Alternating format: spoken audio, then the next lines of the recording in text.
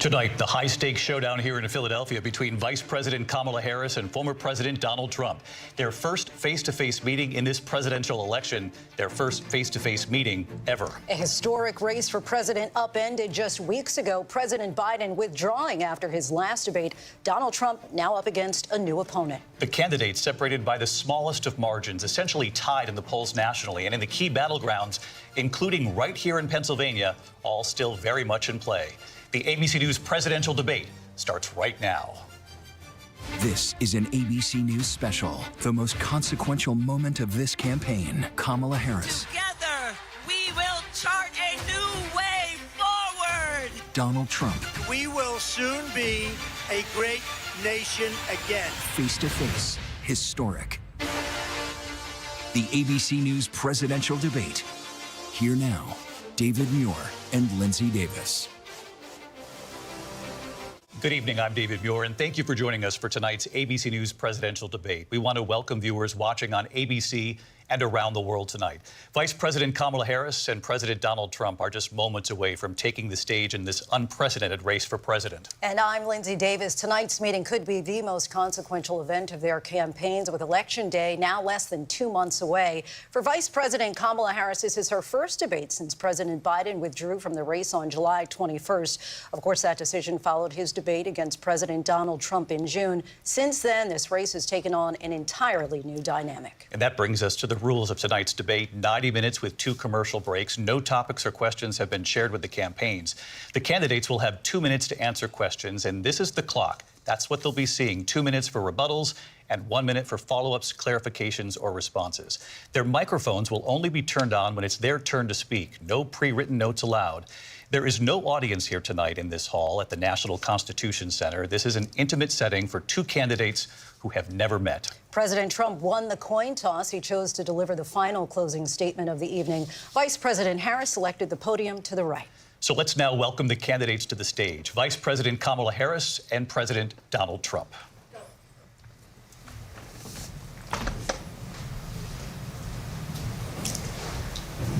Kamala Harris. Let's have a good debate. Nice to see you. Have fun. Thank you. Welcome to you both. It's wonderful to have you. It's an honor to have you both here tonight. Good evening. We are looking forward to a spirited and thoughtful debate. So let's get started.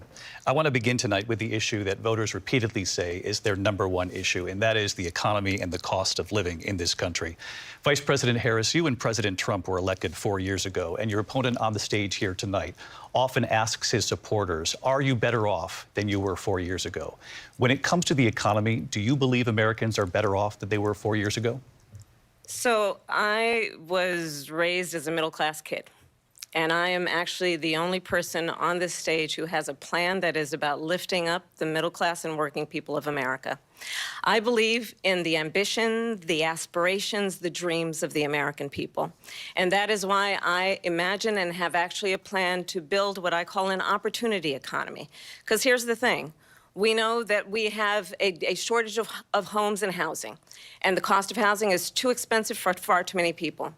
We know that young families need support to raise their children, and I intend on extending a tax cut for those families of $6,000, which is the largest child tax credit that we have given in a long time, so that those young families can afford to buy a crib, buy a car seat, buy clothes for their children. My passion, one of them, is small businesses. My mother raised my sister and me, but there was a woman who helped raise us. We call her our second mother. She was a small business owner. I love our small businesses. My plan is to give a $50,000 tax deduction to start up small businesses, knowing they are part of the backbone of America's economy. My opponent, on the other hand, his plan is to do what he has done before, which is to provide a tax cut for billionaires and big corporations, which will result in $5 trillion to America's deficit. My opponent has a plan that I call the Trump's sales tax, which would be a 20% tax on everyday goods that you rely on to get through the month. Economists have said that Trump sales tax would actually result for middle-class families in about $4,000 more a year because of his policies and his ideas about what should be the backs of middle-class people paying for tax cuts for billionaires. President Trump, I'll give you 2 minutes. First of all, I have no sales tax. That's an incorrect statement. She knows that. We're doing tariffs on other countries. Other countries are going to finally, after 75 years, pay us back for all that we've done for the world. And the tariff will be substantial in some cases. I took in billions and billions of dollars, as you know, from China. In fact, they never took the tariff off because there was so much money they can't. It would totally destroy everything that they've set out to do. They're taking in billions of dollars from China and other places. They've left the tariffs on. When I had it, I had tariffs, and yet I had no inflation. Look, we've had a terrible economy because inflation has, which is really known as a country buster. It breaks up countries. We have inflation like very few people have ever seen before, probably the worst in our nation's history. We were at 21%, but that's being generous because many things are 50, 60, 70, and 80% higher than they were just a few years ago. This has been a disaster for people, for the middle class, but for every class. On top of that, we have millions of people pouring into our country from prisons and jails, from mental institutions and insane asylums, and they're coming in and they're taking jobs that are occupied right now by African Americans and Hispanics, and also unions. Unions are going to be affected very soon. And you see what's happening. You see what's happening with towns throughout the United States. You look at Springfield, Ohio. You look at Aurora in Colorado. They are taking over the towns. They're taking over buildings. They're going in violently. These are the people that Xi and Biden led into our country, and they're destroying our country. They're dangerous. They're at the highest level of criminality, and we have to get them out. We have to get them out fast. I created one of the greatest economies in the history of our country. I'll do it again and even better. We are going to get to immigration and border security during this debate, but I would like to let Vice President Harris respond on the economy here. Well, I would love to. Let's talk about what Donald Trump left us. Donald Trump left us the worst unemployment since the Great Depression. Donald Trump left us the worst public health epidemic in a century. Donald Trump left us the worst attack on our democracy since the Civil War. And what we have done is clean up Donald Trump's mess. What we have done and what I intend to do is build on what we know are the aspirations and the hopes of the American people. But I'm going to tell you all in this debate tonight, you're going to hear from the same old tired playbook, a bunch of lies, grievances, and name-calling. What you're going to hear tonight is a detailed and dangerous plan called Project 2025 that the former president intends on implementing if he were elected again. I believe very strongly that the American people want a president who understands the importance of bringing us together, knowing we have so much more in common than what separates us. And I pledge to you to be a president for all Americans. President Trump will give you a minute here to respond. Number one, I have nothing to do, as you know, and as she knows better than anyone, I have nothing to do with Project 2025. That's out there. I haven't read it. I don't want to read it purposely. I'm not going to read it. This was a group of people that got together. They came up with some ideas, I guess some good, some bad, but it makes no difference. I have nothing to do. Everybody knows I'm an open book. Everybody knows what I'm going to do. Cut taxes very substantially and create a great economy like I did before. We had the greatest economy. We got hit with a pandemic. And the pandemic was not since 1917, where 100 million people died, has there been anything like it. We did a phenomenal job with the pandemic. We handed them over a country where the economy and where the stock market was higher than it was before the pandemic came in. Nobody's ever seen anything like it. We made ventilators for the entire world. We got gowns, we got masks, we did things that nobody thought possible. And people give me credit for rebuilding the military. They give me credit for a lot of things, but not enough credit for the great job we did with the pandemic. But the only jobs they got were bounce back jobs. These were jobs bounced back, and it bounced back and it went to their benefit. But I was the one that created them. They know it, and so does everybody else. Vice President Harris, I'll let you respond. So Donald Trump has no plan for you. And when you look at his economic plan, it's all about tax breaks for the richest people. I am offering what I describe as an opportunity economy, and the best economists in our country, if not the world, have reviewed our relative plans for the future of America. What Goldman Sachs has said is that Donald Trump's plan would make the economy worse, mine would strengthen the economy. What the Wharton School has said is Donald Trump's plan would actually explode the deficit. 16 Nobel laureates have described his economic plan as something that would increase inflation and by the middle of next year would invite a recession. You just have to look at where we are and where we stand on the issues. And I'd invite you to know that Donald Trump actually has no plan for you because he is more interested in defending himself than he is in looking out for you. That's just a soundbite. They gave her that to say.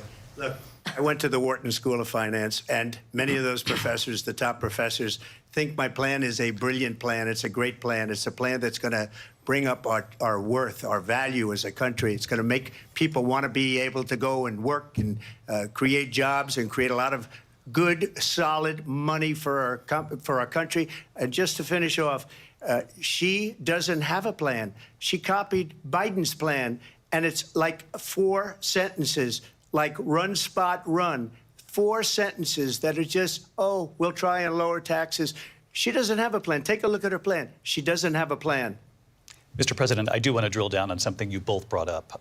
The Vice President brought up your tariffs. You responded, and let's drill down on this, because your plan is what she calls is essentially a national sales tax. Your proposal calls for tariffs, as you pointed out here, on foreign imports across the board. You recently said that you might double your plan, imposing tariffs up to 20% on goods coming into this country.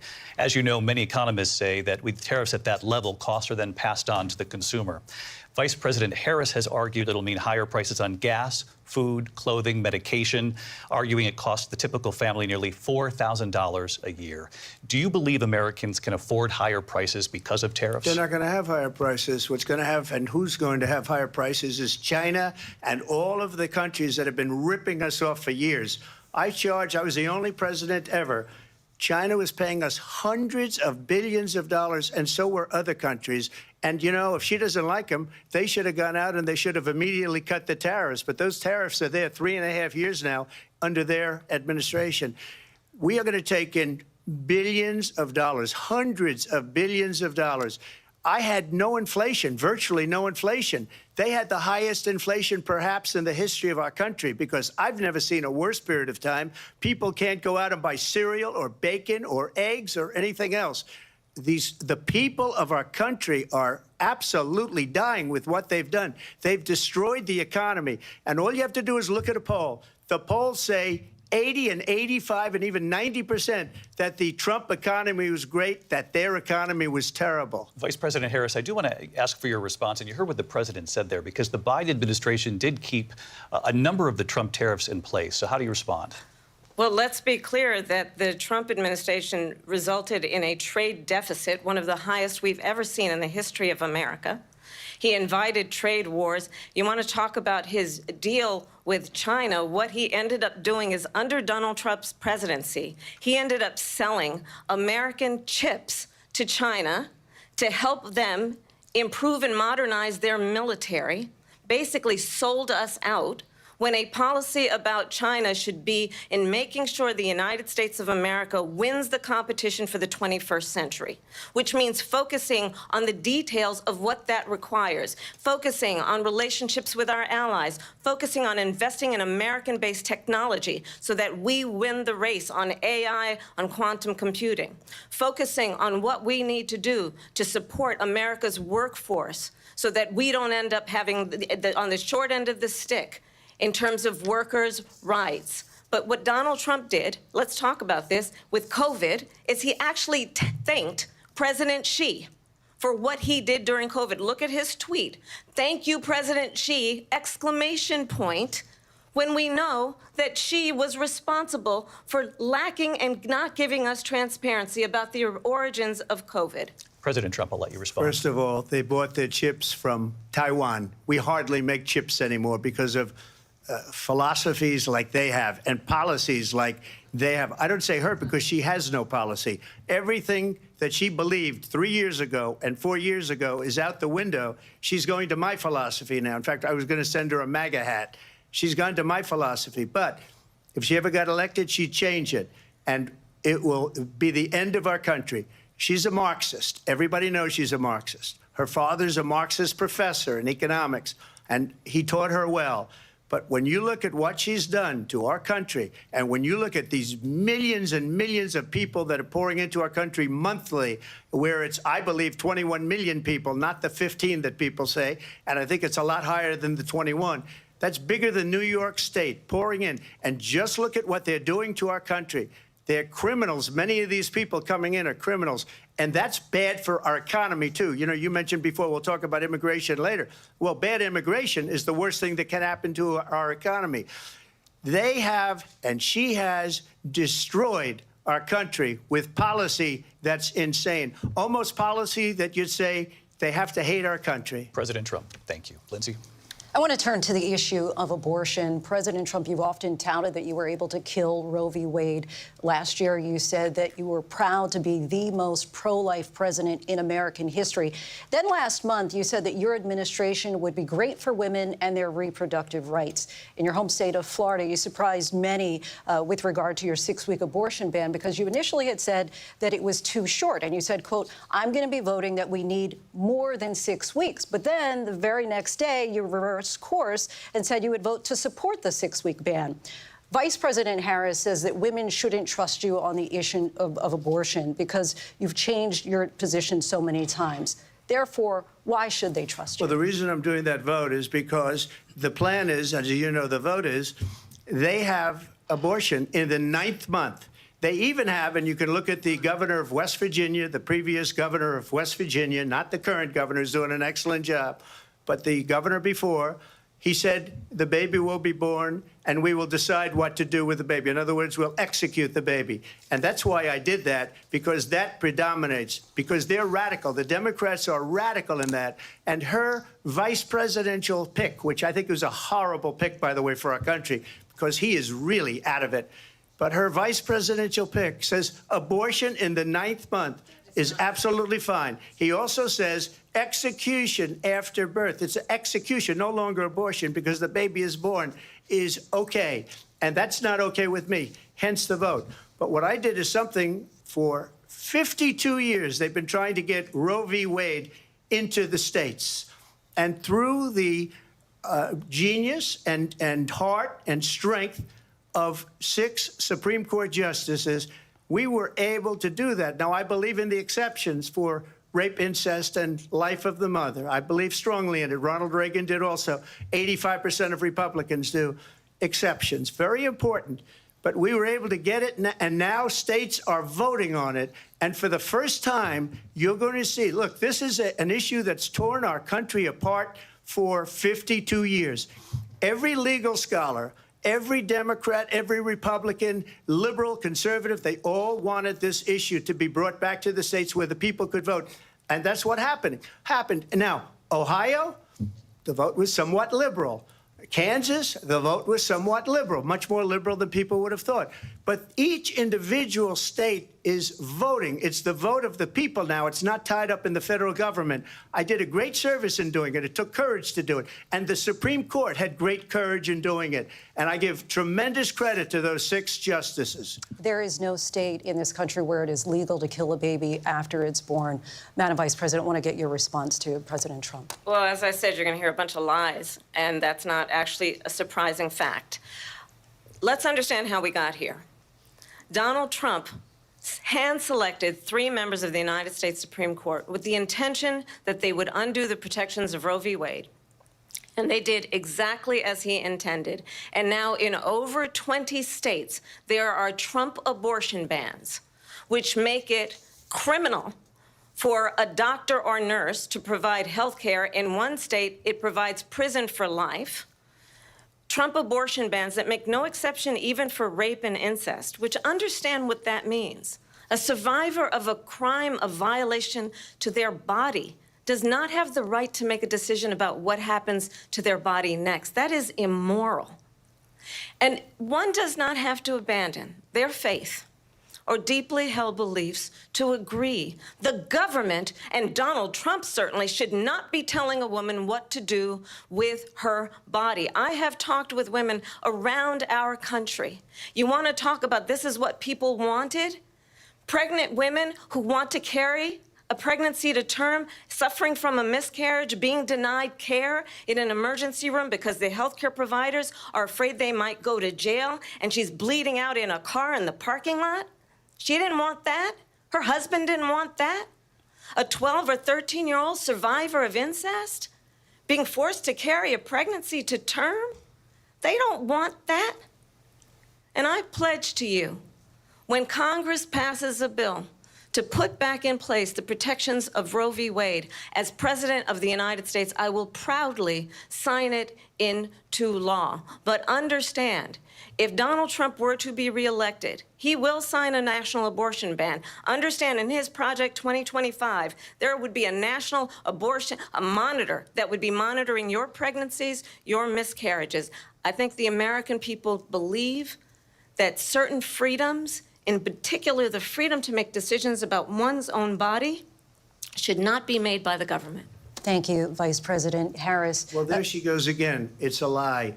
I'm not signing a ban, and there's no reason to sign a ban because we've gotten what everybody wanted. Democrats, Republicans, and everybody else, and every legal scholar wanted it to be brought back into the states, and the states are voting. And it may take a little time, but for 52 years, this issue has torn our country apart, and they've wanted it back in the states. And I did something that nobody thought was possible. The states are now voting. What she says is an absolute lie. And as far as the abortion ban, no, I'm not in favor of abortion ban, but it doesn't matter because this issue has now been taken over by the states. Would you veto a national abortion ban if it came to your Well, I won't desk? have to because, again, two things. Number one, she said she'll go back to Congress. She'll never get the vote. It's impossible for her to get the vote, especially now with the 50-50 and essentially 50-50 in both Senate and the House. She's not going to get the vote. She can't get the vote. She won't even come close to it. So it's just talk. You know what it reminds me of? When they said they're going to get student loans terminated, and it ended up being a total catastrophe. The student loans, and then her, I think probably her boss, if you call him a boss, he spends all his time on the beach. But look, her boss went out and said, we'll do it again. We'll do it a different way. And he went out, got rejected again by the Supreme Court. So all these students got taunted with this whole thing about this whole idea. And how unfair that would have been, part of the reason they lost, to the millions and millions of people that had to pay off their student loans. They didn't get it for free. But they were saying it's the same way that they talked about that they talk about abortion. But if I could just get a yes or no, because your running mate, J.D. Vance, has said that you would veto it if it did come to your desk. Well, I didn't discuss it with J.D. in all fairness. J.D., and I don't mind if he has a certain view, but I think he was speaking for me, but I really didn't.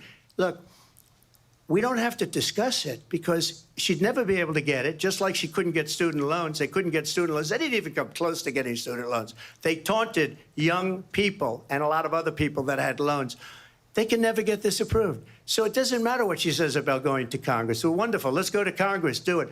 But the fact is that for years, they wanted to get it out of Congress and out of the federal government. And we did something that everybody said couldn't be done. And now you have a vote of the people on abortion.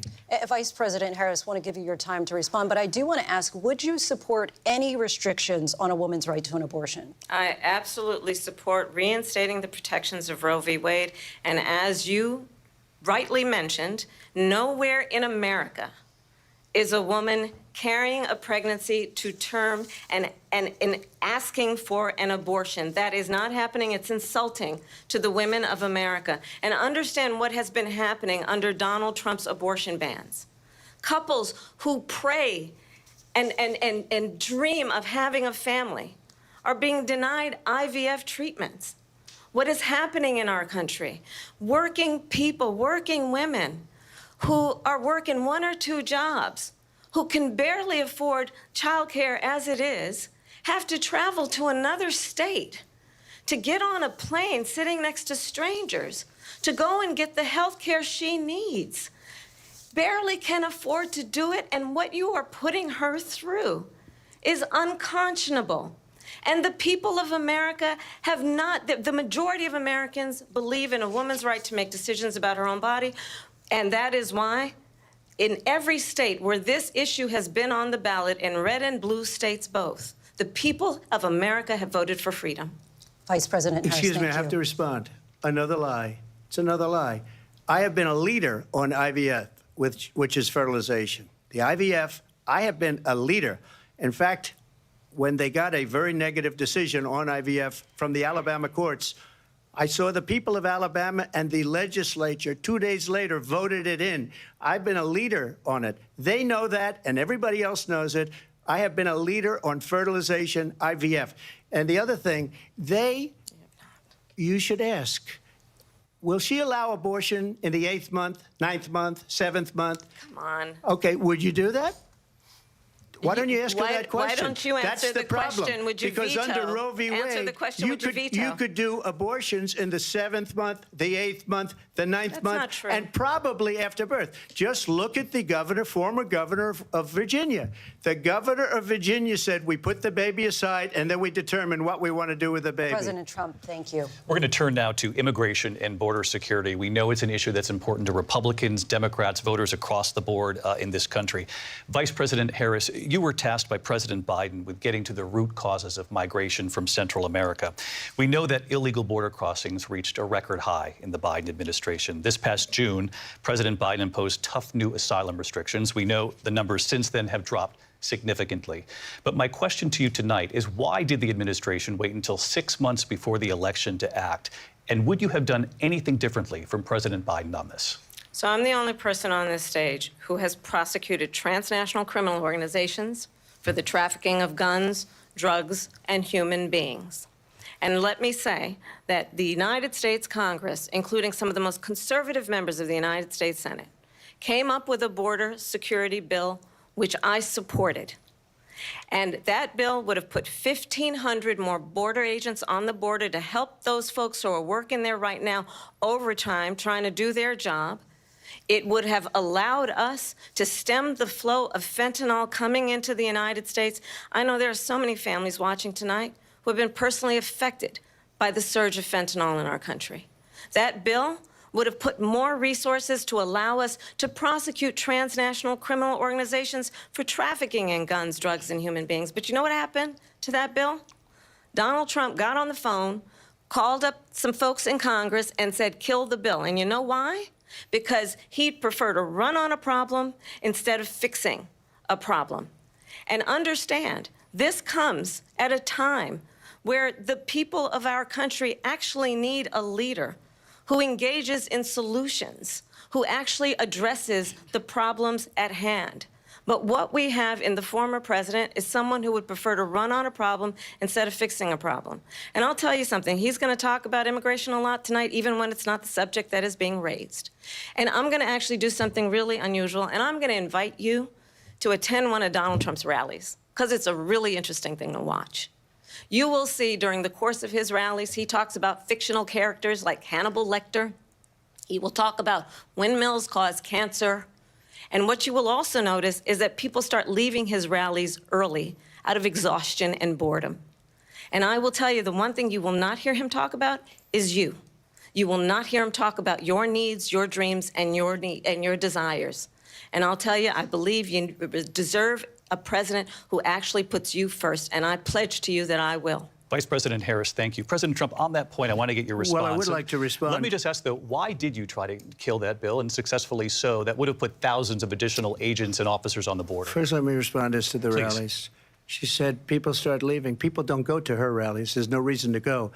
And the people that do go, she's bussing them in and paying them to be there, and then showing them in a different light.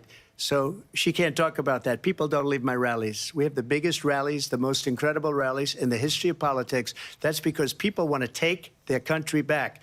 Our country is being lost. We're a failing nation. And it happened 3.5 years ago. And what's going on here, you're going to end up in World War III, just to go into another subject. What they have done to our country by allowing these millions and millions of people to come into our country, and look at what's happening to the towns all over the United States. And a lot of towns don't want to talk. It's not going to be Aurora or Springfield. A lot of towns don't want to talk about it because they're so embarrassed by it.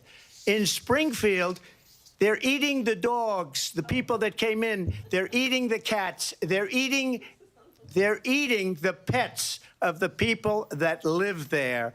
And this is what's happening in our country, and it's a shame. As far as rallies are concerned, as far as the reason they go is they like what I say. They want to bring our country back. They want to make America great again. It's a very simple phrase, make America great again. She's destroying this country, and if she becomes president, this country doesn't have a chance of success. Not only success, we'll end up being Venezuela on steroids. I just want to clarify here. You bring up Springfield, Ohio, and ABC News did reach out to the city manager there. He told us there have been no credible reports of specific claims of pets being harmed, injured, or abused by individuals within the immigrant community. Well, I've seen people on television. Let me just say here, this is the people on television say my dog was taken and used for food. So maybe he said that, and maybe that's a good thing to say for a city manager. I'm not taking this from but television. But the people I'm on taking it from television the city saying their manager. dog was eaten by the people that went there. Again, the Springfield city manager says there's no evidence of that. Vice President Harris, I'll let you respond to the rest of what you've heard. You talk about extreme. You know, this is, I think, one of the reasons why in this election I actually have the endorsement of 200 Republicans who have formerly worked with President Bush, Mitt Romney, and John McCain, including the endorsement of former Vice President Dick Cheney and Congress member Liz Cheney. And if you want to really know the inside track on who the former president is, if he didn't make it clear already, just ask people who have worked with him. His former chief of staff, a four-star general, has said he has contempt for the Constitution of the United States. His former national security advisor has said he is dangerous and unfit. His former Secretary of Defense has said the nation, the republic, would never survive another Trump term. And when we listen to this kind of rhetoric, when the issues that affect the American people are not being addressed, I think the choice is clear in this election. President Trump, I'll give you a quick minute to respond here. Thank you, because when I hear that, see, I'm a different kind of a person. I fired most of those people. Not so graciously. They did bad things or a bad job. I fired them. They never fired one person. They didn't fire anybody having to do with Afghanistan and the Taliban and the 13 people whose were just killed, viciously and violently killed. And I got to know the parents and the family. They didn't fire. They should have fired all those generals, all those top people, because that was one of the most incompetently handled situations anybody has ever seen. So when somebody does a bad job, I fire him. And you take a guy like Esper. He was no good. I fired him. So he writes a book. Another one writes a book. Because with me, they can write books. With nobody else can they. But they have done such a poor job, and they never fire anybody. Look at the economy. Look at the inflation. They didn't fire any of their economists. They have the same people. That's a good way not to have books written about you. But just to finish, I got more votes than any Republican in history by far. In fact, I got more votes than any president, sitting president, in history by far. Let me continue on immigration. It was what you wanted to talk about earlier, so let's get back to your deportation proposal that the vice president has reacted to as well. President Trump, you call this the largest domestic deportation operation in the history of our country. You say you would use the National Guard. You say if things get out of control, you'd have no problem using the U.S. military. Police, yes. You also said you would use local police. How would you deport 11 million undocumented immigrants? I know you believe that number is much higher. Take us through this. What does this look like? Will authorities be going door to door in this country? Yeah, it is much higher because of them. They allowed criminals, many, many millions of criminals. They allowed terrorists. They allowed common street criminals. They allowed people to come in, drug dealers, to come into our country. And they're now in the United States and told by their countries like Venezuela, don't ever come back or we're going to kill you. Do you know that crime in Venezuela and crime in countries all over the world is way down? You know why? Because they've taken their criminals off the street and they've given them to her to put into our country. And this will be one of the greatest mistakes in history for them to allow. And I think they probably did it because they think they're going to get votes, but it's not worth it because they're destroying the fabric of our country by what they've done. There's never been anything done like this at all. They've destroyed the fabric of our country. Millions of people let in. And all over the world, crime is down all over the world except here. Crime here is up and through the roof. Despite their fraudulent statements that they made, crime in this country is through the roof. And we have a new form of crime. It's called migrant crime. And it's happening at levels that nobody thought possible. President Trump, as you know, the FBI says overall violent crime is actually coming down in this country. But Vice Excuse President me, Harris, the FBI they were defrauding statements. They didn't include the worst cities. They didn't include the cities with the worst crime. It was a fraud, just like their number of 818,000 jobs that they said they created turned out to be a fraud. President Trump, thank you. I'll let you respond, Vice President Harris. Well, I think this is so rich, coming from someone who has been prosecuted for national security crimes, economic crimes, election interference, has been found liable for sexual assault, and his next big court appearance is in November at his own criminal sentencing. And let's be clear where each person stands on the issue of what is important about respect for the rule of law and respect for law enforcement. The former vice president called for defunding federal law enforcement, 45,000 agents, get this, on the day after he was arraigned on 34 felony counts. So let's talk about what is important in this race. It is important that we move forward, that we turn the page on this same old tired rhetoric and address the needs of the American people, address what we need to do about the housing shortage, which I have a plan for, address what we must do to support our small businesses, address bringing down the price of groceries. But frankly, the American people are exhausted with this same old tired playbook. Vice President Harris, thank you. Excuse me. Every one of those cases was started by them against their political opponent. And I'm winning most of them, and I will win the rest on appeal. And you saw that with the decision that came down just recently from the Supreme Court. I'm winning most of them. But those are cases, it's called weaponization. Never happened in this country. They weaponized the Justice Department. Every one of those cases was involved with the DOJ, from Atlanta and Fani Willis to the Attorney General of New York and the DA in New York. Every one of those cases. And then they say, oh, he's a criminal. They're the ones that made them go after me. By the way, Joe Biden was found essentially guilty on the documents case. And what happened in my documents case? They said, oh, that's the toughest of them all. A complete and total victory. 2 months ago, it was thrown out. It's weaponization, and they used it, and it's never happened in this country.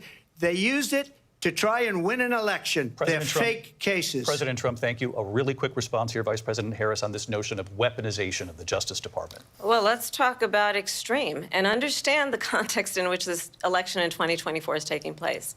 The United States Supreme Court recently ruled that the former president would essentially be immune from any misconduct if he were to enter the White House again. Understand, this is someone who has openly said he would terminate, I'm quoting, terminate the Constitution of the United States, that he would weaponize the Department of Justice against his political enemies. Someone who has openly expressed disdain for members of our military. Understand what it would mean if Donald Trump were back in the White House with no guardrails, because certainly we know now the court won't stop him. We know J.D. Vance is not going to stop him. It's up to the American people Vice President to stop Harris, him. Thank you. Lindsay? Vice President Harris, in your last run for president. This is the one that weaponized, not me. She weaponized. I probably took a bullet to the head because of the things that they say about me. They talk about democracy. I'm a threat to democracy. They're the threat to democracy with a fake Russia investigation that went nowhere. We have a lot to get to. Lindsay? Vice President Harris, in your last run for president, you said you wanted to ban fracking. Now you don't. You wanted mandatory government buyback programs for assault weapons. Now your campaign says you don't.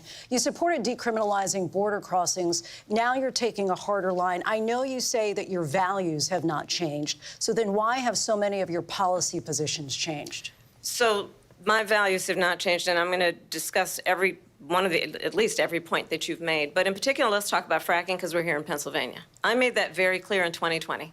I will not ban fracking.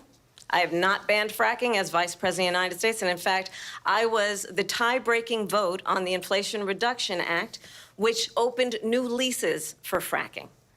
My position is that we have got to invest in diverse sources of energy so we reduce our reliance on foreign oil.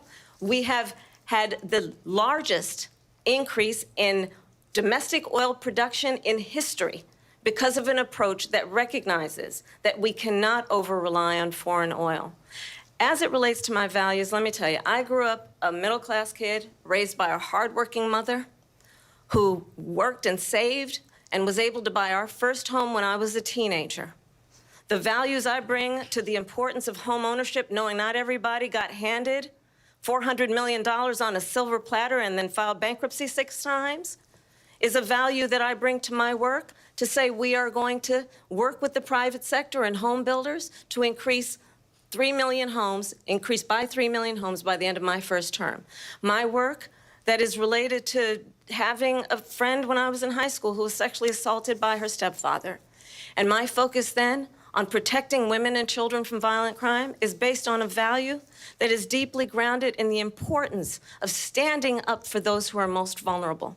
My work that is about protecting Social Security and Medicare is based on long-standing work that I have done, protecting seniors from scams. My values have not changed. And what is important is that there is a president who actually brings values and a perspective that is about lifting people up and not beating people down and name-calling. The true measure of the leader is the leader who actually understands the strength is not in beating people down, it's in lifting people up. I intend to be that president. President Trump, your response? First of all, I wasn't given $400 million. I wish I was. My father was a Brooklyn builder, Brooklyn, Queens, and a great father, and I learned a lot from him. But I was given a fraction of that, a tiny fraction, and I built it into many, many billions of dollars, many, many billions. And when people see it, they are even surprised. So we don't have to talk about that. Fracking, she's been against it for 12 years. Defund the police, she's been against that forever. She gave all that stuff up very wrongly, very horribly, and everybody's laughing at it, okay? They're all laughing at it. She gave up at least 12 and probably 14 or 15 different policies. Like, she was big on defund the police. In Minnesota, she went out, wait a minute, I'm talking now, if you don't mind, please. Does that sound familiar? She went out in Minnesota and wanted to let criminals that killed people, that burned down Minneapolis, she went out and raised money to get them out of jail. She did things that nobody would ever think of. Now she wants to do transgender operations on illegal aliens that are in prison. This is a radical left liberal that would do this. She wants to confiscate your guns, and she will never allow fracking in Pennsylvania.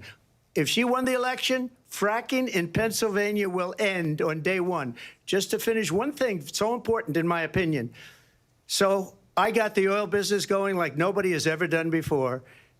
When they took over, they got rid of it, started getting rid of it, and the prices were going up the roof. They immediately let these guys go to where they were. I would have been 5 times, 4 times, 5 times higher, because you're talking about 3.5 years ago. They got it up to where I was because they had no choice, because the prices of energy were quadrupling and doubling. You saw what happened to gasoline. So they said, let's go back to Trump. But if she won the election, the day after that election, they'll go back to destroying our country, and oil will be dead, fossil fuel will be dead, we'll go back to windmills, and we'll go back to solar, where they need a whole desert to get some energy to come out of it. You ever see a solar plant? By the way, I'm a big fan of solar, but they take 400, 500 acres of desert President soil. Trump, we have a These lot are of not good issues things that we for the have to get environment, to. as We're she out of time. understands. Thank you. Lindsay, thank you. We have an election in just 56 days. And I want to talk about the peaceful transfer of power, which, of course, we all know is a cornerstone of our democracy, and the role of a president in a moment of crisis. Mr. President, on January 6th, you told your supporters to march to the Capitol. You said you would be right there with them.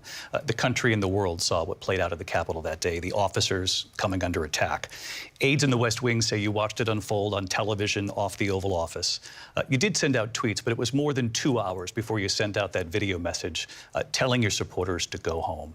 Is there anything you regret about what you did on that day? You just said a thing that isn't covered. Peacefully and patriotically, I said during my speech, not later on. Peacefully and patriotically. And nobody on the other side was killed. Ashley Babbitt was shot by an out-of-control police officer that should have never, ever shot her. It's a disgrace. But we didn't do this group of people that have been treated so badly. I ask, what about all the people that are pouring into our country and killing people that she allowed to pour in? She was the border czar, remember that. She was the border czar. She doesn't want to be called the border czar because she's embarrassed by the border. In fact, she said at the beginning, oh, I'm surprised you're not talking about the border yet. That's because she knows what a bad job they've done. What about those people? When are they going to be prosecuted? When are these people from countries all over the world, not just South America, they're coming in from all over the world, David, all over the world, and crime rates are down all over the world because of it. But let me just when ask are those, David, when are those people going to be prosecuted? When are the people that burned down Minneapolis going to be prosecuted? Or in Seattle, they went into Seattle, they took over a big percentage of the city of Seattle. When are those people going to be prosecuted? But let me just ask you. You might ask her that question. You were the president. You were watching it unfold on television. It's a very simple question as we move forward toward another election. Is there anything you regret about what you did on that day? Yes or no? I had nothing to do with that other than they asked me to make a speech. I showed up for a speech. I said, I think it's going to be big. I went to Nancy Pelosi and the mayor of Washington, D.C., and the mayor put it back in writing, as you know. I said, you know, this is going to be a very big rally or whatever you want to call it. And again, it wasn't done by me. It was done by others. I said, I'd like to give you 10,000 National Guard or soldiers. They rejected me. Nancy Pelosi rejected me. It was just 2 weeks ago. Her daughter has a tape of her saying she is fully responsible for what happened. They want to get rid of that tape. It would have never happened if Nancy Pelosi and the mayor of Washington did their jobs. I wasn't responsible for security. Nancy Pelosi was responsible. She didn't do her job. The question was about you as president, not about former Speaker Pelosi, but I do want Vice President Harris to respond here. I was at the Capitol on January 6th. I was the vice president-elect. I was also an acting senator. I was there. And on that day, the President of the United States incited a violent mob to attack our nation's capital, to desecrate our nation's capital. On that day, 140 law enforcement officers were injured, and some died. And understand, the former president has been indicted and impeached for exactly that reason. But this is not an isolated situation. Let's remember Charlottesville, where there was a mob of people carrying tiki torches, spewing anti-Semitic hate. And what did the president then at the time say? There were fine people on each side.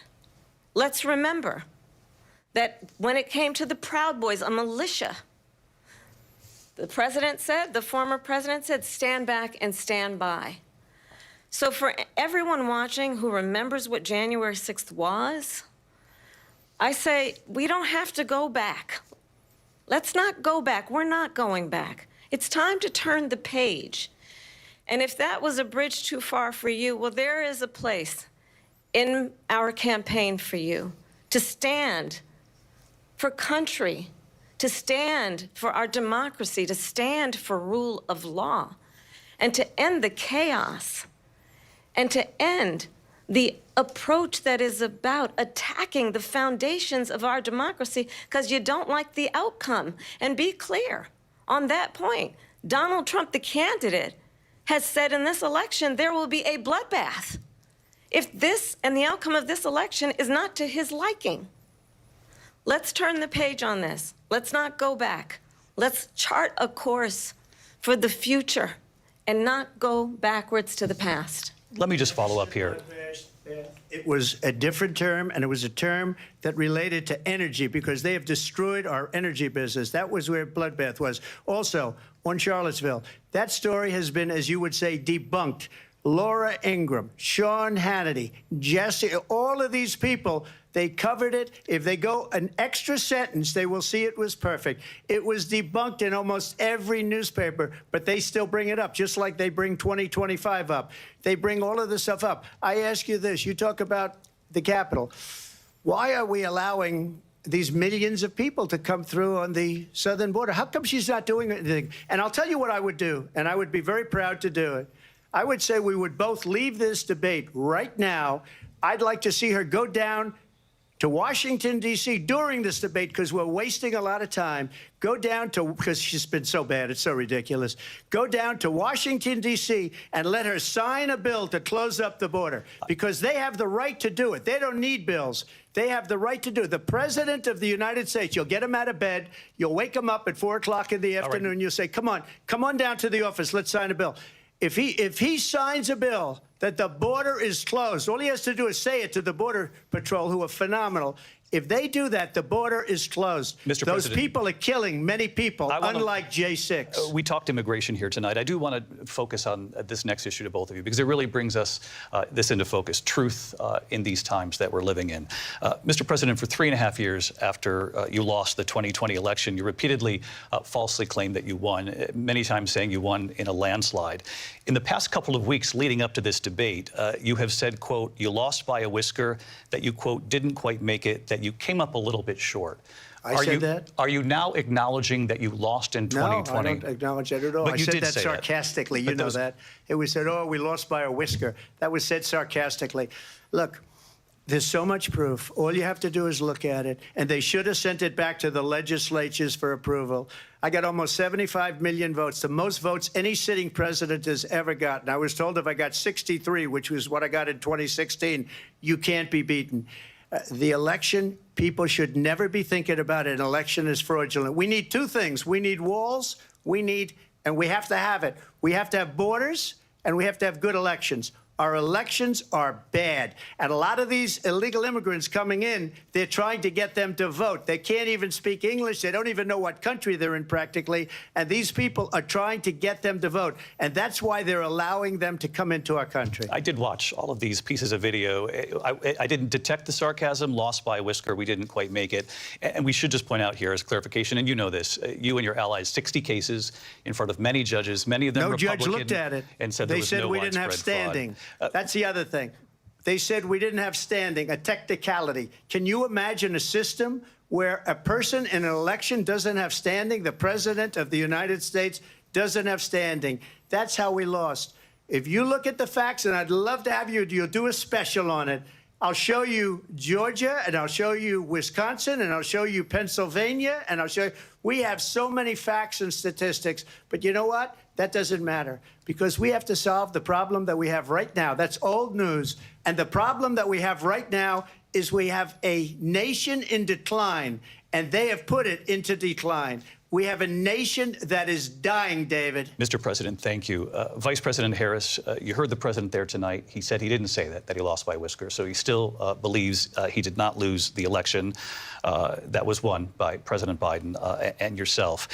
But I do want to ask you about something that's come up in the last couple of days. This was a post from President Trump about this upcoming election just weeks away. He said, when I win, those people who cheated, and then he lists donors, voters, election officials, he says will be prosecuted to the fullest extent of the law, which will include long-term prison sentences.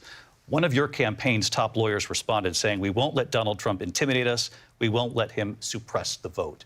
Is that what you believe he's trying to do here? Donald Trump was fired by 81 million people. So let's be clear about that. And clearly he is having a very difficult time processing that. But we cannot afford to have a president of the United States who attempts, as he did in the past, to upend the will of the voters in a free and fair election. And I'm going to tell you that I have traveled the world as Vice President of the United States, and world leaders are laughing at Donald Trump. I have talked with military leaders, some of whom worked with you, and they say you're a disgrace.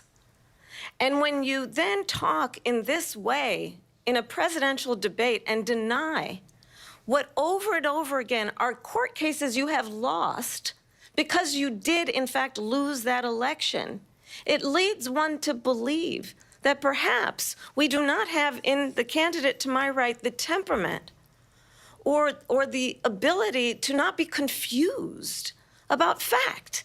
That's deeply troubling, and the American people deserve better. I'll give you 1 minute to respond, Mr. President. Let me just say about world leaders. Viktor Orban, one of the most respected men, they call him a strong man. He's a tough person, smart. Prime Minister of Hungary. They said, why is the whole world blowing up? 3 years ago, it wasn't. Why is it blowing up? He said, because you need Trump back as president. They were afraid of him. China was afraid, and I don't like to use the word afraid, but I'm just quoting him. China was afraid of him. North Korea was afraid of him. Look at what's going on with North Korea, by the way. He said Russia was afraid of him. I ended the Nord Stream 2 pipeline, and Biden put it back on day one, but he ended the XL pipeline. The XL pipeline in our country, he ended that. But he let the Russians build a pipeline going all over Europe and heading into Germany, the biggest pipeline in the world. Look, Viktor Orban said it. He said the most respected, most feared person is Donald Trump. We had no problems when Trump was president. But when this weak, pathetic man that you saw at a debate just a few months ago, that if he weren't in that debate, he'd be running instead of her. She got no votes. He got 14 million votes. What you did, you talk about a threat to democracy. He got 14 million votes, and they threw him out of office.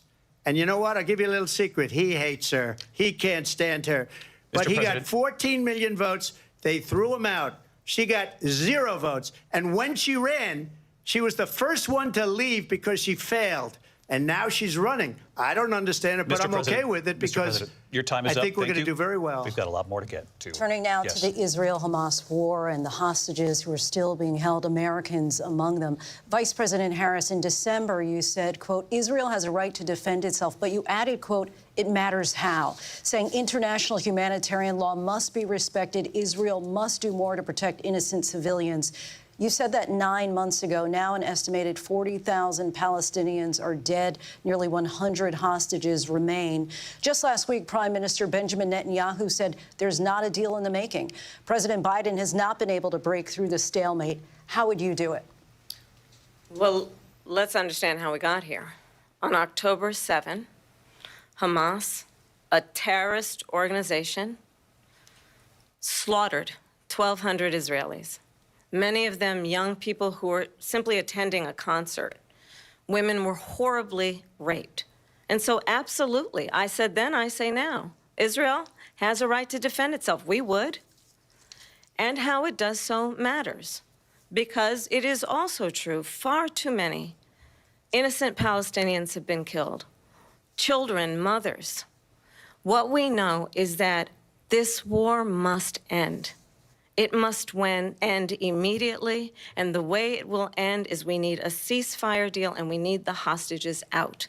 And so we will continue to work around the clock on that. Work around the clock, also understanding that we must chart a course for a two-state solution. And in that solution, there must be security for the Israeli people and Israel, and in equal measure for the Palestinians. But the one thing I will assure you always, I will always give Israel the ability to defend itself, in particular as it relates to Iran and any threat that Iran and its proxies pose to Israel. But we must have a two-state solution where we can rebuild Gaza, where the Palestinians have security, self-determination, and the dignity they so rightly deserve. President Trump, how would you negotiate with Netanyahu and also Hamas in order to get the hostages out and prevent the killing of more innocent civilians in Gaza? If I were president, it would have never started. If I were president, Russia would have never, ever, I know Putin very well, he would have never, and there was no threat of it either, by the way, for 4 years, have gone into Ukraine and killed millions of people when you add it up, far worse than people understand what's going on over there. But when she mentions about Israel, all of a sudden, She hates Israel. She wouldn't even meet with Netanyahu when he went to Congress to make a very important speech. She refused to be there because she was at a sorority party of hers. She wanted to go to the sorority party. She hates Israel. If she's president, I believe that Israel will not exist within 2 years from now. And I've been pretty good at predictions, and I hope I'm wrong about that one. She hates Israel. At the same time, in her own way, she hates the Arab population because the whole place is going to get blown up. Arabs, Jewish people, Israel. Israel will be gone. It would have never happened. Iran was broke under Donald Trump. Now Iran has $300 billion because they took off all the sanctions that I had. Iran had no money for Hamas or Hezbollah or any of the 28 different spheres of terror. And they are spheres of terror, horrible terror. They had no money. It was a big story, and you know it. You covered it very well, actually. They had no money for terror. They were broke. Now they're a rich nation, and now what they're doing is they're spreading that money around. Look at what's happening with the Houthis and Yemen. Look at what's going on in the Middle East. This would have never happened. I will get that settled and fast, and I'll get the war in Russia ended. If I'm president-elect, I'll get it done before even becoming president. Vice President Harris, he says you hate Israel. That's absolutely not true. I have my entire career and life supported Israel and the Israeli people. He knows that. He's trying to, again, divide and distract from the reality, which is it is very well known that Donald Trump is weak and wrong on national security and foreign policy. It is well known that he admires dictators, wants to be a dictator on day one, according to himself. It is well known that he said of Putin that he can do whatever the hell he wants and go into Ukraine. It is well known that he said when Russia went into Ukraine, it was brilliant. It is well known he exchanged love letters with Kim Jong-un. And it is absolutely well known that these dictators and autocrats are rooting for you to be president again because they're so clear. They can manipulate you with flattery and favors. And that is why so many military leaders who you have worked with have told me you are a disgrace. That is why we understand that we have to have a president who is not consistently weak and wrong on national security, including the importance of upholding and respecting in highest regard our military. Vice President Harris, thank you. They're the ones, and she's the one that caused it, that's weak on national security by allowing every nation last month for the year, 168 different countries sending people into our country. Their crime rates are way down. Putin endorsed her last week, said, I hope she wins. And I think he meant it because what he's gotten away with is absolutely incredible. It wouldn't have happened with me. The leaders of other countries think that they're weak and incompetent, and they are. They're grossly incompetent.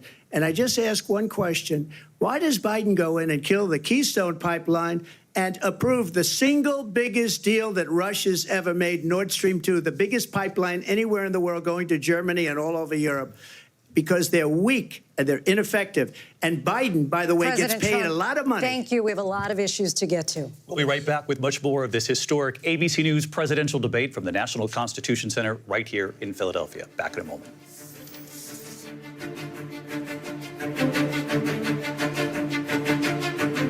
The ABC News presidential debate will continue after this.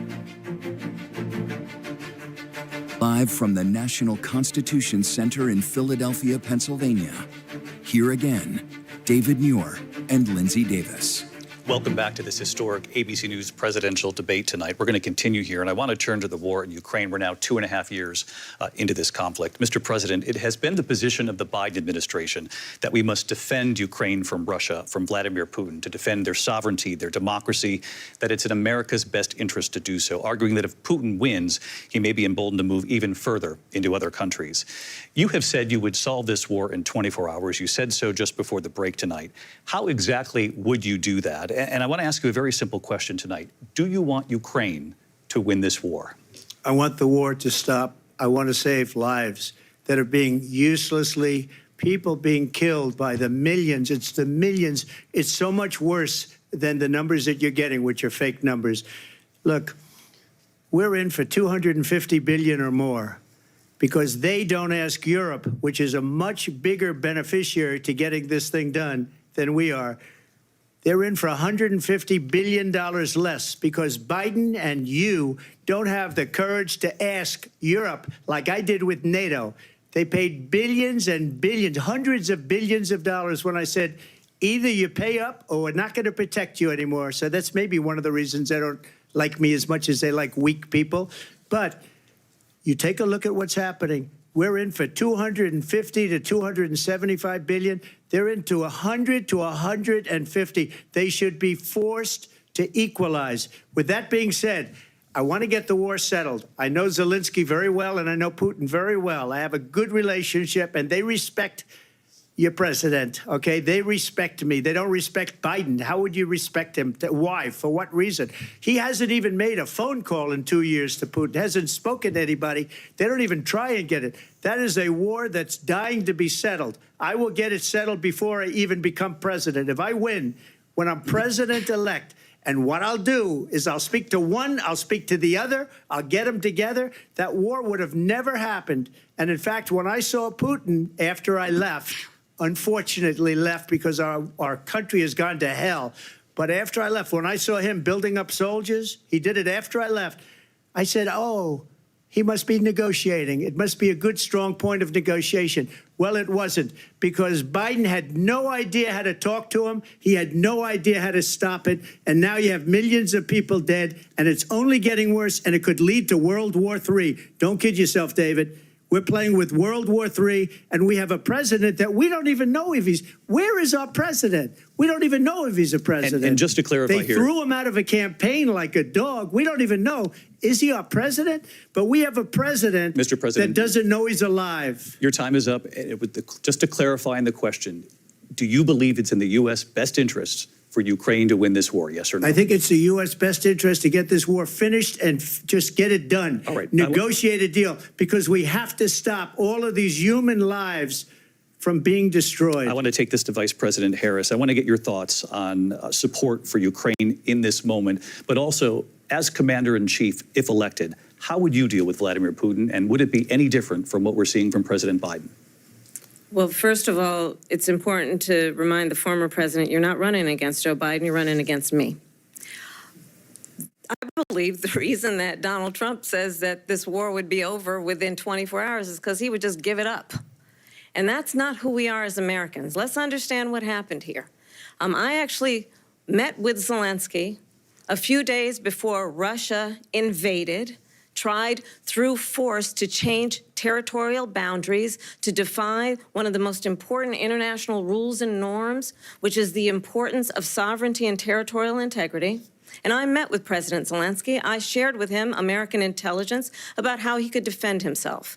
Days later, I went to NATO's eastern flank, to Poland and Romania. And through the work that I and others did, we brought 50 countries together to support Ukraine in its righteous defense.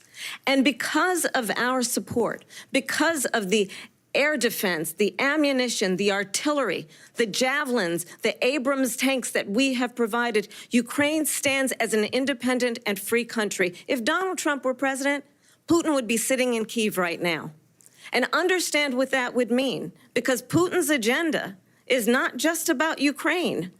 Understand why the European allies and our NATO allies are so thankful that you are no longer president, and that we understand the importance of the greatest military alliance the world has ever known, which is NATO, and what we have done to preserve the ability of Zelensky and the Ukrainians to fight for their independence. Otherwise, Putin would be sitting in Kyiv with his eyes on the rest of Europe, starting with Poland. And why don't you tell the 800,000 Polish Americans right here in Pennsylvania how quickly you would give up for the sake of favor and what you think is a friendship with what is known to be a dictator who would eat you for lunch. Vice President Harris, thank you. We've heard from both of you on Ukraine tonight. Afghanistan came up in the last hour. I wanted her to respond to something you said earlier, and please, I'll give you a minute here. Putin would be sitting in Moscow, and he wouldn't have lost 300,000 men and women, but he would have been sitting in Moscow. Quiet, please. He would have been sitting in Moscow much happier than he is right now. But eventually, you know, he's got a thing that other people don't have. He's got nuclear weapons. They don't ever talk about that. He's got nuclear weapons. Nobody ever thinks about that. And eventually, maybe he'll use them, and maybe he hasn't been that threatening, but he does have that. Something we don't even like to talk about. Nobody likes to talk about it. But just so you understand, they sent her to negotiate peace before this war started. 3 days later, he went in and he started the war because everything they said was weak and stupid. They said the wrong things. That war should have never started. She was the emissary. They sent her in to negotiate with Zelensky and Putin, and she did. And the war started 3 days later. And that's the kind of talent we have with her. She's worse than Biden. In my opinion, I think he's the worst president in the history of our country. She goes down as the worst vice president in the history of our country. But let me tell you something. She is a horrible negotiator. They sent her in to negotiate. As soon as they left, Putin did the invasion. President Trump, thank you. You did bring up something. You said she went to negotiate with Vladimir Putin. Vice President Harris, have you ever met Vladimir Putin? Can you clarify tonight? Yet again, I said it at the beginning of this debate, you're going to hear a bunch of lies coming from this fellow. And that is another one. When I went to meet with President Zelensky, I've now met with him over 5 times.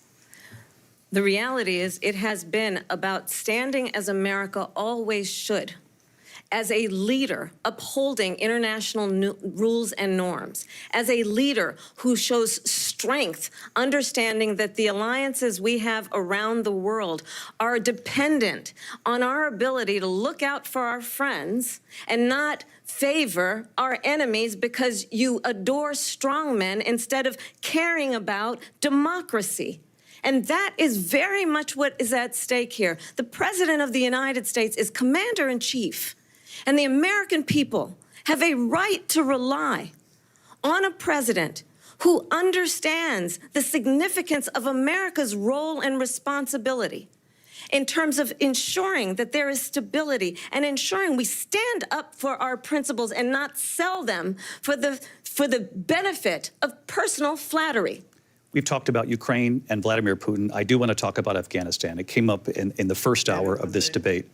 I want to move on to Afghanistan. Stoltenberg said Trump did the most amazing thing I've ever seen. He got these countries, the 28 countries at the time, to pay up. He said, I've never seen. He's the head of NATO. He said, I've never seen. For years, we were paying almost all of NATO. We were being ripped off by European nations, both on trade and on NATO. I got them to pay up by saying one of the statements you made before, if you don't pay, we're not going to protect you. President Otherwise, Trump. we would have never gotten it. He said it was one of the most incredible jobs that he's ever seen done. Thank you. I want to turn to Afghanistan. It came up in the first hour of the debate, and we witnessed a poignant moment today on Capitol Hill, honoring the soldiers who died in the chaotic withdrawal from Afghanistan. I do want to ask the Vice President, do you believe you bear any responsibility in the way that withdrawal played out? Well, I will tell you, I agreed with President Biden's decision to pull out of Afghanistan. 4 presidents said they would, and Joe Biden did. And as a result, America's taxpayers are not paying the $300 million a day we were paying for that endless war. And as of today, there is not one member of the United States military who is in active duty in a combat zone in any war zone around the world, the first time this century. But let's understand how we got to where we are. Donald Trump, when he was president, negotiated one of the weakest deals you can imagine. He calls himself a deal maker. Even his national security advisor said it was a weak, terrible deal. And here's how it went down. He bypassed the Afghan government. He negotiated directly with a terrorist organization called the Taliban. The negotiation involved the Taliban getting 5,000 Taliban terrorists released. And get this, and the president at the time invited the Taliban to Camp David, a place of storied significance for us as Americans, a place where we honor the importance of American diplomacy, where we invite and receive respected world leaders. And this former president, as president, invited them to Camp David because he does not again appreciate the role and responsibility of the President of the United States to be commander-in-chief with a level of respect. And this gets back to the point of how he has consistently disparaged and demeaned members of our military, fallen soldiers, and the work that we must do to uphold the strength and the respect of the United States of America around the world. Vice President Harris, thank you. President Trump, your response to her saying that you began the negotiations with the Taliban. So if you take a look at that period of time, the Taliban was killing our soldiers, a lot of them, with snipers. And I got involved with the Taliban because the Taliban was doing the killing. That's the fighting force within Afghanistan. They don't bother doing that because, you know, they deal with the wrong people all the time. But I got involved. And Abdul is the head of the Taliban. He is still the head of the Taliban. And I told Abdul, don't do it anymore. You do it anymore, you're going to have problems. And he said, why do you send me a picture of my house? I said, you're going to have to figure that out, Abdul. And for 18 months, we had nobody killed.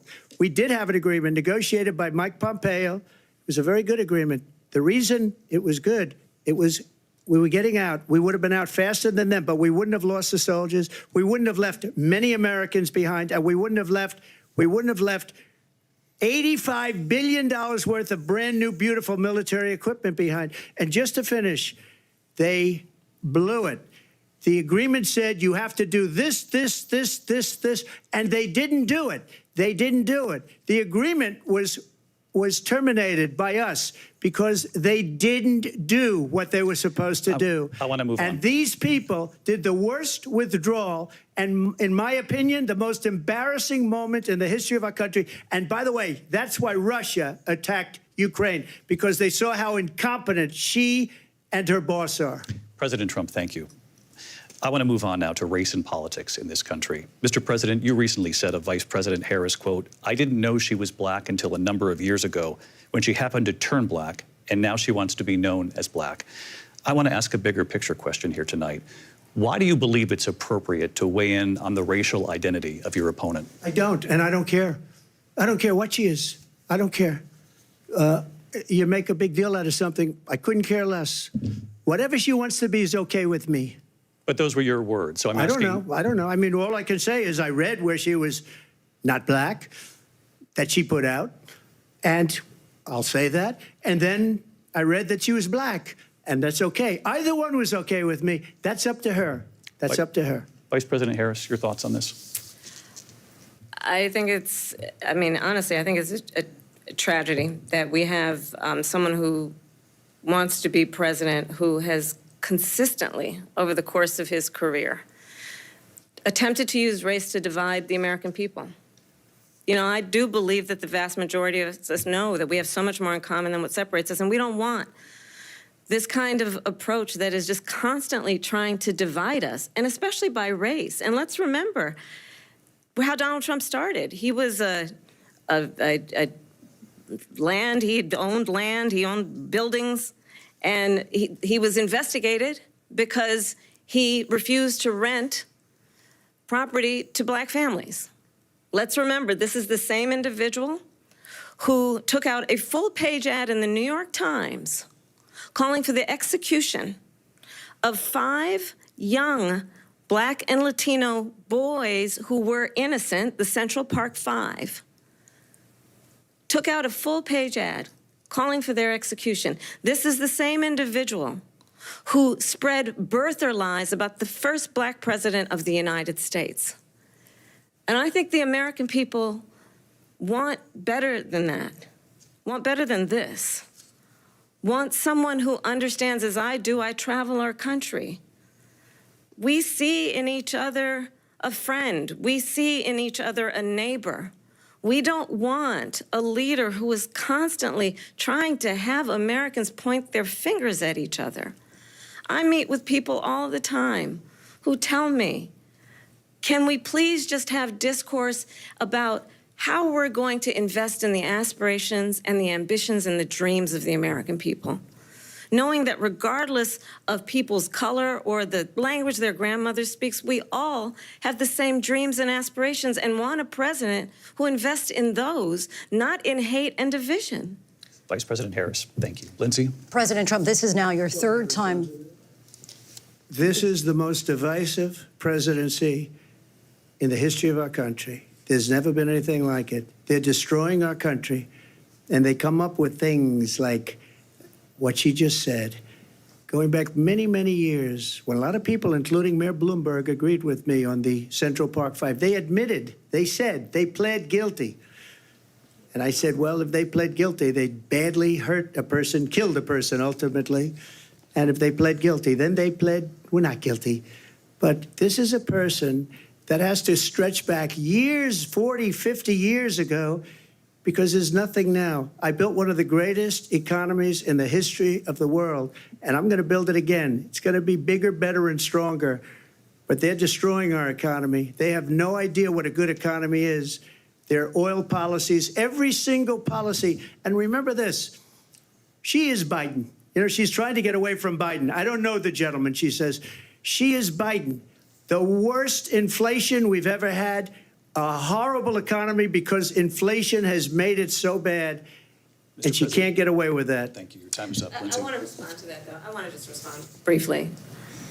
Clearly, I am not Joe Biden, and I am certainly not Donald Trump. And what I do offer is a new generation of leadership for our country, one who believes in what is possible, one who brings a sense of optimism about what we can do instead of always disparaging the American people. I believe in what we can do to strengthen our small businesses, which is why I have a plan. Let's talk about our plans and let's compare the plans. I have a plan to give startup businesses $50,000 tax deduction, to pursue their ambitions, their innovation, their ideas, their hard work. I have a plan, $6,000 for young families for the first year of your child's life, to help you in that most critical stage of your child's development. I have a plan that is about allowing people to be able to pursue what has been fleeting in terms of the American dream by offering a help with down payment of $25,000 down payment assistance for first-time home buyers. That's the kind of conversation, I believe, David, that people really want tonight, as opposed to a conversation that is constantly about belittling and name-calling. Let's turn the page Vice President and move Harris, forward. thank you. Let's turn to policy. President Let's turn Trump, back we to have policy. to move on. President Trump, Let's turn to policy, She has please. a plan to defund the police. She has a plan to confiscate everybody's gun. President Trump, she we has do a have to plan move on to not other allow issues. fracking in Pennsylvania or anywhere else. Okay. Thank you, That's Mr. what her President. plan is until just recently. I just need Lindsay, to go ahead. respond President because Trump, no, the President former Trump. president has No, said I'm something sorry. twice that I need to No, respond to. I'm sorry. We're I going just need to move respond on, Vice one President time Harris. to what he has President said Trump, this multiple is now times. your Yes. third time running for president. You have long vowed to repeal and replace the Affordable Care Act, also known as Obamacare. You have failed to accomplish that. You now say you're going to keep Obamacare, quote, unless we can do something much better. Correct. Last month, you said, quote, we're working on it. So tonight, 9 years after you first started running, do you have a plan, and can you tell us what it is? Obamacare was lousy health care, always was. It's not very good today.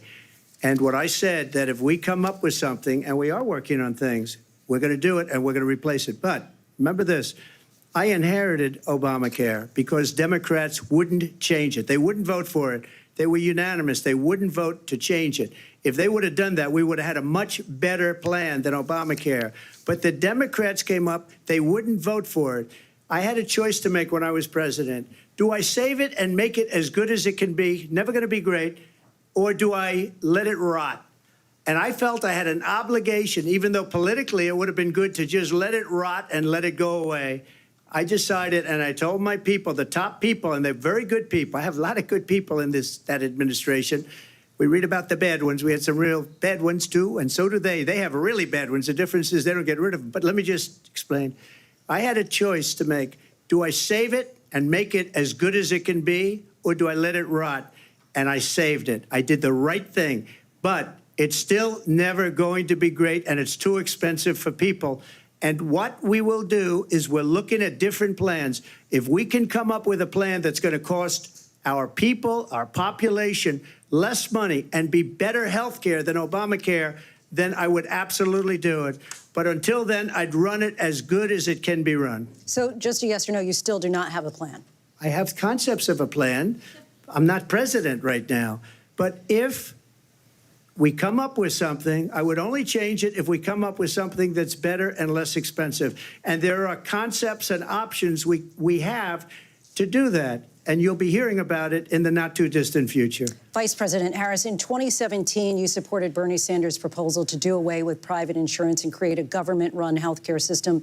2 years later, you proposed a plan that included a private insurance option. What is your plan today? Well, first of all, I absolutely support, and over the last 4 years as vice president, private health care options. But what we need to do is maintain and grow the Affordable Care Act. But I'll get to that, Lindsay. I just need to respond to a previous point that the former president has made. I've made very clear my position on fracking. And then this business about taking everyone's guns away. Tim Walz and I are both gun owners. We're not taking anybody's guns away. So stop with the continuous lying about this stuff. As it relates to the Affordable Care Act, understand, just look at the history to know where people stand. When Donald Trump was president, 60 times he tried to get rid of the Affordable Care Act. 60 times. I was a senator at the time when I will never forget the early morning hours when it was up for a vote in the United States Senate. And the late, great John McCain, who you have disparaged as being you don't like him, you said, at the time because he got caught. He was an American hero. The late, great John McCain, I will never forget that night, walked onto the Senate floor and said, no, you don't. No, you don't. No, you don't get rid of the Affordable Care Act. You have no plan. And what the Affordable Care Act has done is eliminate the ability of insurance companies to deny people with pre-existing conditions. I don't have to tell the people watching tonight, you remember what that was like? Remember when an insurance company could deny if a child had asthma, if someone was a breast cancer survivor, if a grandparent had diabetes? And thankfully, as I've been vice president and we over the last 4 years have strengthened the Affordable Care Act, we have allowed for the first time Medicare to negotiate drug prices on behalf of you, the American people. Donald Trump said he was going to allow Medicare to negotiate drug prices. He never did. We did. And now we have capped the cost of insulin at $35 a month. Since I've been vice president, we have capped the cost of prescription medication for seniors at $2,000 a year. And when I am president, we will do that for all people, understanding that the value I bring to this is that access to health care should be a right and not just a privilege of those who can afford it. And the plan has to be to strengthen the Affordable Care Act, not get rid of it. Vice President Harris, thank you. In terms of where Donald Trump stands on that. I want to move to an issue that's important for a lot of... She made a mistake. Number one, John McCain fought Obamacare for 10 years. But it wasn't only him. It were all of the Democrats that kept it going. And you know what? We can do much better than Obamacare, much less money. But she won't improve private insurance for people, private medical insurance. That's another thing she doesn't want to get. People are paying privately for insurance that have worked hard and made money, and they want to have private. She wants everybody to be on government insurance where you wait 6 months for an operation that you need immediately. President Trump, thank you. We have another issue that we'd like to get to that's important for a number of Americans, in particular younger voters, and that's climate change. President Trump, with regard to the environment, you say that we have to have clean air and clean water.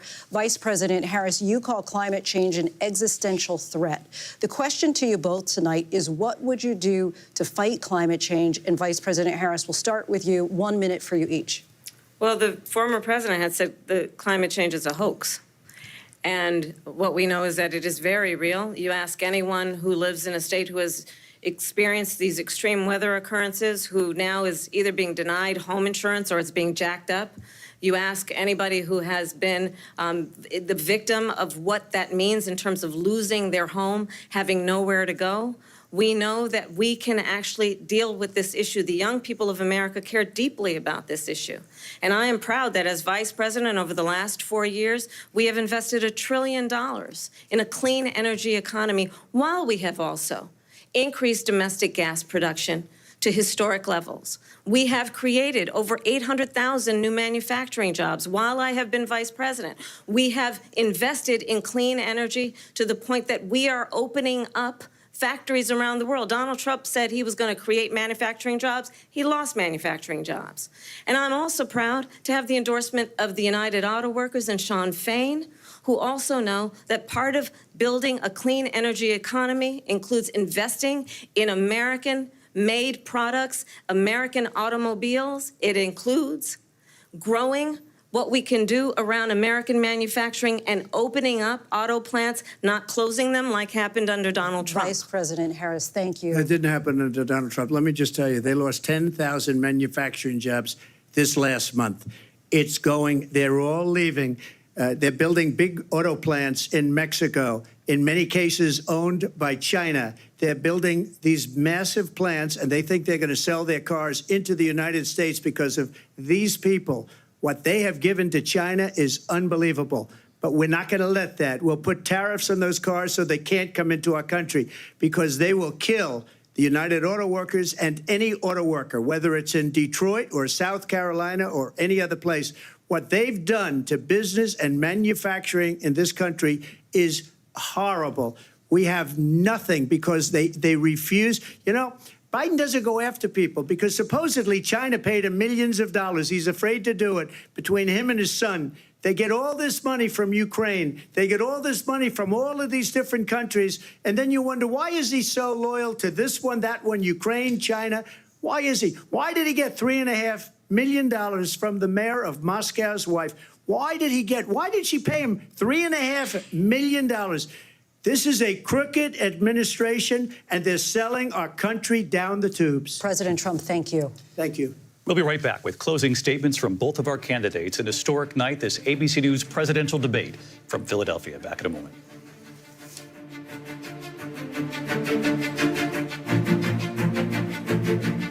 The ABC News presidential debate will continue after this. Live from the National Constitution Center in Philadelphia, Pennsylvania.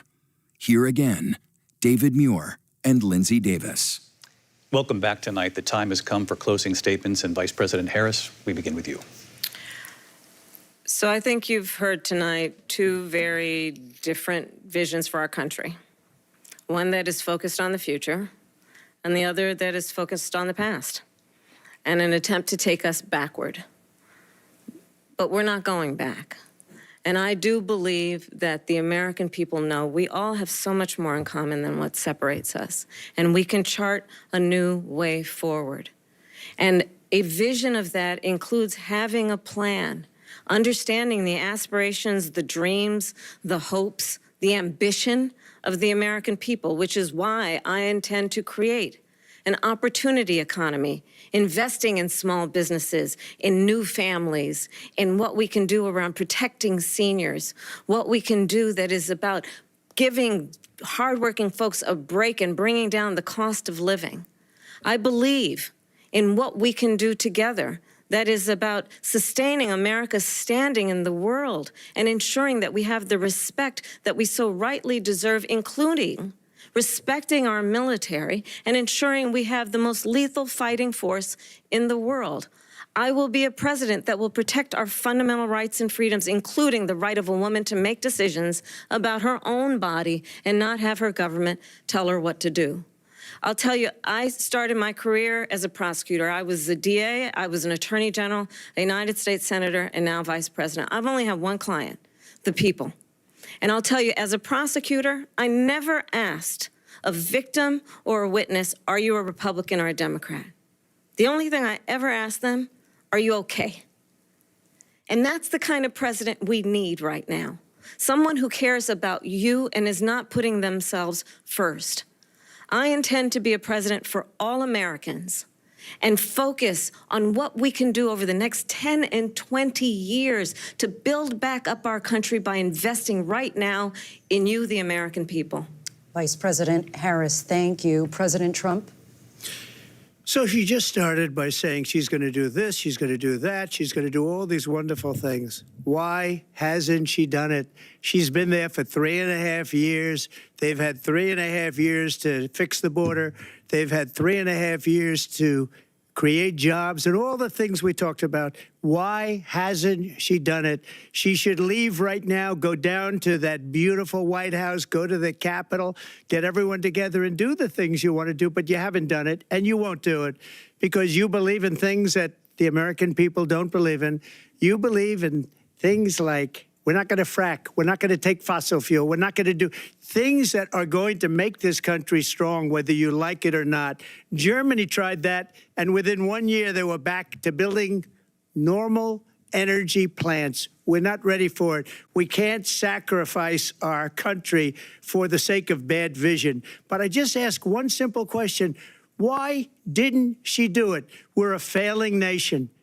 We're a nation that's in serious decline. We're being laughed at all over the world. All over the world, they're laughed. I know the leaders very well. They're coming to see me. They call me. We're laughed at all over the world. They don't understand what happened to us as a nation. We're not a leader. We don't have any idea what's going on. We have wars going on in the Middle East. We have wars going on with Russia and Ukraine. We're going to end up in a third world war, and it'll be a war like no other because of nuclear weapons, the power of weaponry. I rebuilt our entire military. She gave a lot of it away to the Taliban. She gave it to Afghanistan. What these people have done to our country, and maybe toughest of all, is allowing millions of people to come into our country. Many of them are criminals, and they're destroying our country.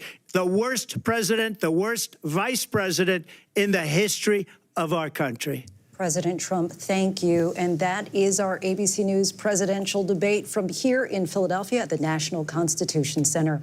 I'm Lindsay Davis. And I'm David Muir. Thank you for watching here in the U.S. and all over the world, and from all of us here at ABC News.